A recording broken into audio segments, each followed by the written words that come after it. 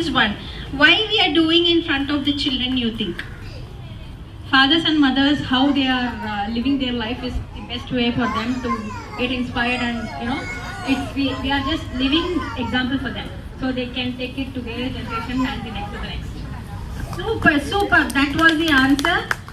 The reason why we are doing, நான் ஏன் இங்க இப்படி இந்த குழந்தைங்க மேல, I mean before them we are doing னா அவங்க பாப்பாங்க மம்மி எப்படி ட்ரீட் பண்ணாங்க, டாடி எப்படி ட்ரீட் பண்றாங்க, ஓகே இதெல்லாமே பண்ணலாமா, நெயில் பாலிஷ் வைக்கலாமா, ஸோ இதெல்லாம் பெரிய விஷயம் இல்லையே.